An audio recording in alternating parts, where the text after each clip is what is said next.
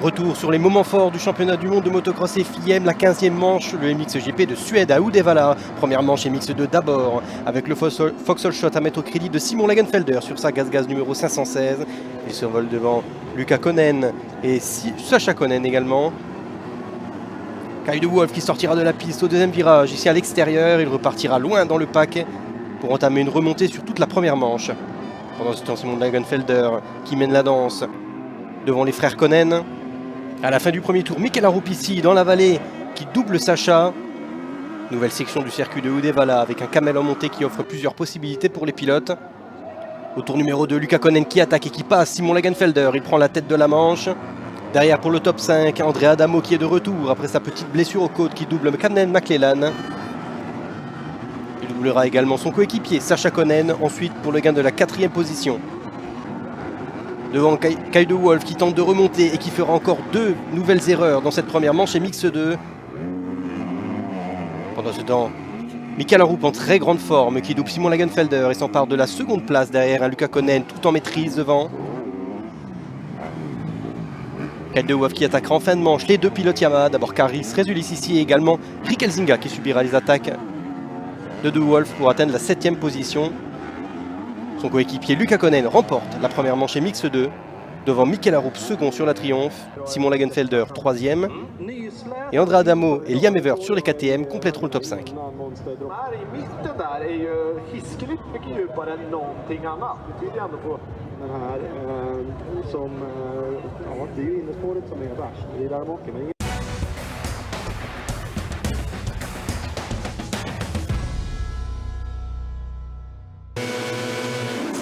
Deuxième manche MX2, cette fois-ci Sacha Konen qui partira un petit peu moins bien. Et on retrouvera rapidement devant Simon Lagenfelder qui de justesse décroche un 7e Foxhole Shot de la saison. Ce qu'on retrouve Luca Konen une seconde fois. Il se vole devant André Adamo et Liam Everts également sur les KTM. Juste derrière Mikel Arup et Kyle de Wolf sont là. Regardez Kyle de Wolf à l'intérieur qui fera des petites erreurs ici. C'est limite pour le pilote néerlandais. Il perdra quelques positions dans le premier tour. André Adamo qui partira presque à l'erreur également. Il avait à ce moment-là doublé Luca Konen qui en profitera pour reprendre sa seconde position. Kyle de Wolf qui remonte rapidement et qui s'en prend d'abord à la Triomphe numéro 11 de Mikel Arup pour la 5e position. Devant Luca Konen, de nouveau, double Simon Lagenfelder comme en première manche et s'envole vers une victoire de seconde manche. Kyle de Wolf qui donne tout derrière et qui tente de remonter sur un circuit qui devient plus séchant. Pendant que les positions sur le podium du Grand Prix se jouent, devant avec André Adamo à l'intérieur ici qui prend la seconde position de la manche devant Simon Lagenfelder. Kyle de Wolf qui joue des trajectoires, des trous et des ornières pour prendre le meilleur en fin de manche sur Liam Everts. Il remontera jusqu'à la 4e place devant Luca Konen qui déroule et qui s'impose facilement dans les 2 manches dominateur. Le pilote belge remporte le Grand Prix de Suède en catégorie MX2. Le top 5 de la seconde manche sera complété par Adamo, Lagenfelder, De Wolf et Everts. Au classement du Grand Prix, Konen s'impose devant Adamo et Lagenfelder. Mikel Arup sera 4e et le leader du championnat Kyle de Wolf 5e. Au championnat, Kyle de Wolf conserve largement sa position de leader devant Luca Konen, son coéquipier, et Simon Lagenfelder 3e. En 9e position, Camden McClellan retrouve le top 10 du championnat en doublant Ferruccio Zanchi et Oriol Oliver.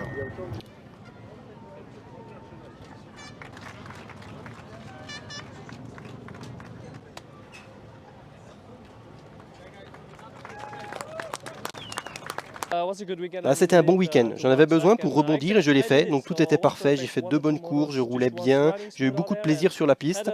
C'était vraiment mieux qu'hier, donc c'est vraiment positif, on continue de travailler là-dessus et maintenant on se donne rendez-vous aux Pays-Bas.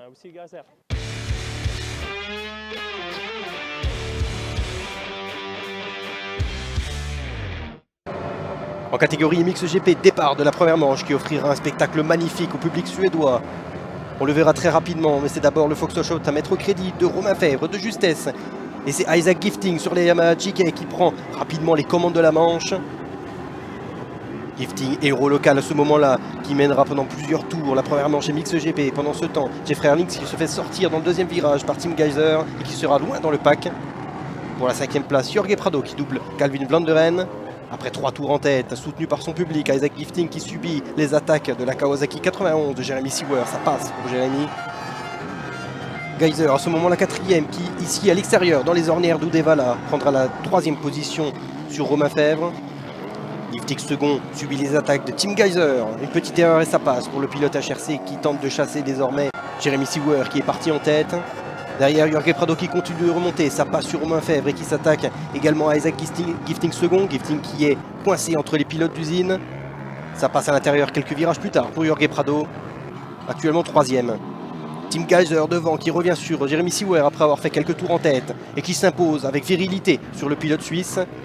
Geiser se retrouve en tête. Jorge Prado qui prend la seconde place également qui suit. Jeremy Seewer se retrouve 3e. Et regardez cette action, seulement 2 virages plus tard, Jorge Prado qui presque du bout du monde vient faire un énorme freinage à Tim Geiser et ça passe devant la pit lane. À ce moment-là, les 2 pilotes Kawasaki d'usine se retrouvent ensemble. Ça passe pour Romain Fèvre qui prendra la 3e position. En fin de manche, Jeffrey Herlings qui est de retour dans le top 5 et qui tente d'attaquer Jeremy Seewer. Il fera une petite erreur à quelques virages de l'arrivée, ça ne passera pas pour Jeffrey qui restera 5e. Devant tout en maîtrise, Jorge Prado qui après beaucoup de dépassements, c'est un circuit difficile d'Uddevalla, remporte la première manche MX GP devant Tim Geiser, Romain Fèvre 3e, Seewer 4e, Herlings 5e. Isaac Gifting terminera 7e de cette première manche MX GP. Cette nouvelle victoire de manche marquera la 90e victoire de carrière de Jorge Prado et sa 13e de la saison 2024.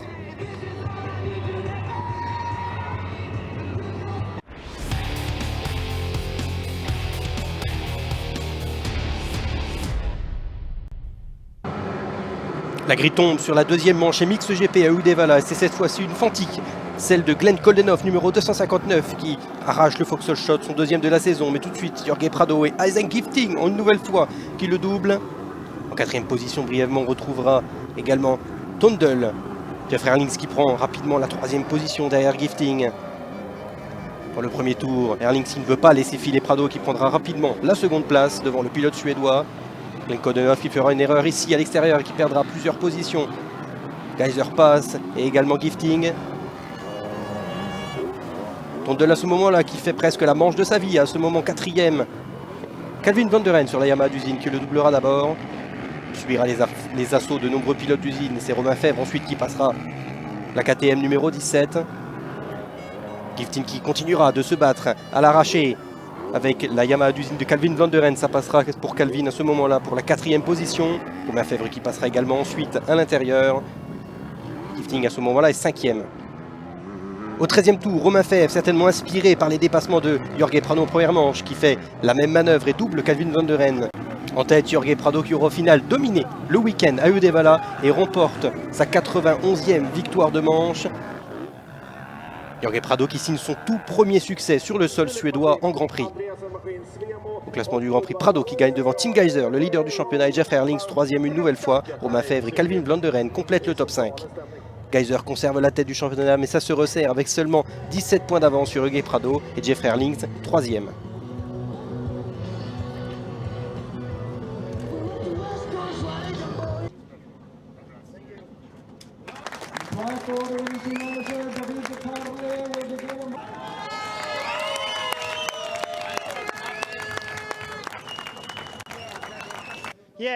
Ouais, c'était un très bon week-end pour moi. J'ai eu besoin de rouler vraiment à 100% ici pour décrocher le général et c'est ce que j'ai fait. Donc ça a été très difficile en première manche parce que j'ai fait un très mauvais départ et en seconde manche j'ai bien géré pour bien sortir de la grille, pour finir très tard au premier virage et ensuite j'ai fait des bons premiers tours et j'ai pu gérer la course à ma façon.